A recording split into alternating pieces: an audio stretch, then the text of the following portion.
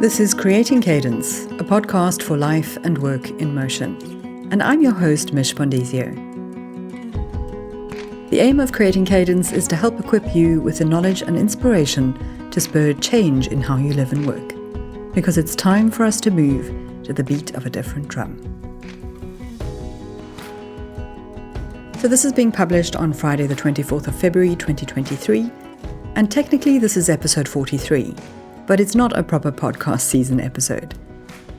You see, I'm taking a little break from official episodes just while I complete my book, which is due out in Q2 of 2023, and which is currently taking a lot of my attention, but in a good way. So in the meantime, what I'm doing is sharing an audio version of the essay piece that appears in my bi-monthly Cadence newsletter. In these newsletters, I also share curated thoughts, ideas, and information to help you create momentum, work with purpose, and live with more intention. So it's worth signing up for them. And also coming soon, I'll be releasing some free worksheets related to the podcast, but you'll only be able to access those if you're on the mailing list. So you can sign up for the newsletter at creatingcadence.co. And now on to this episode, the topic of which is starting small.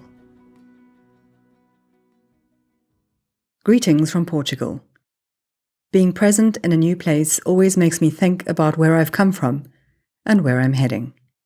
Past and future, lessons learned, plans still to be realized.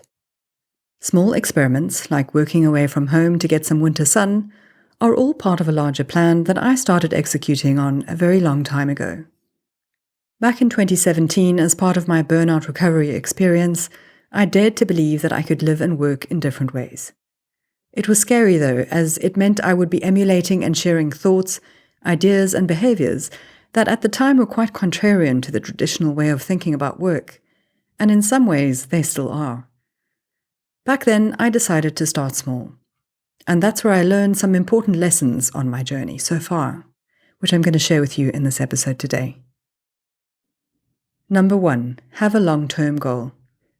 Mine was to design ways to live and work that supported my well-being, creativity, and productivity better, so I could help others to do the same.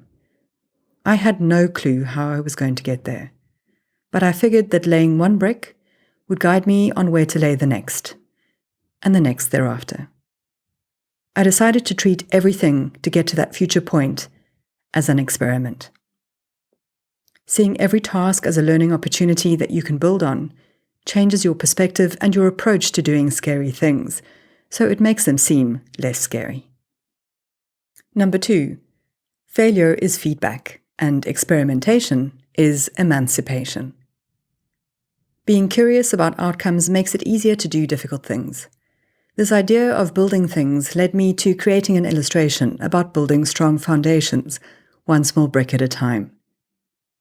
It's what spurred me on to create growth sessions as a coaching service, which led to this newsletter, and then the podcast, and now the upcoming book.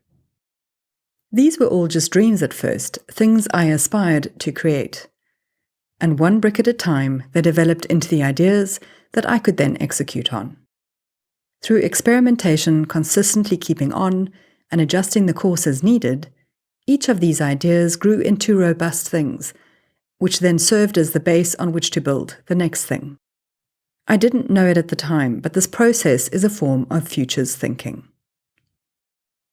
Number 3, look back to plan forward and recalibrate the now.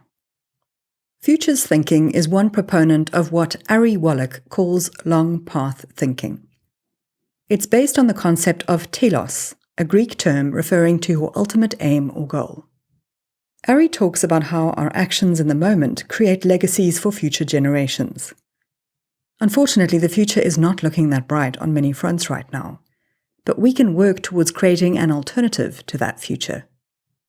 To do this requires futures thinking, to help us do and be in a way that goes beyond our existing lifespan, to support those who will come after us. The simplest way to initiate this approach is to work on developing a level of mental and physical fitness and a way of being that allows you to flourish in the now. As Ari says, and I quote, "Becoming your best self in a way that works for you is passing the baton to help create the vision of the world you want. Number 4. Our actions in the moment create our future legacy. We have the ability to shape the future by doing tiny things, by taking small steps, by building brick by brick, to misquote Anne Lamott. That's why I'm in Portugal this week. That's why I'm going through the challenging process of publishing a book to share my message. Because I want to change my world and the world. Even though every small step is hard, it's more doable because it's small. And it's in alignment with what I believe in, with what I'm working to be and to become. So my questions to you are, number 1, what's that big ultimate goal that you want to achieve? Number 2, what small things can you do now to get in alignment with that aim? Number 3, how will those small things impact those around you, both now and in the future? What is a legacy that you want to leave? Small things lead to big things, brick by brick by brick.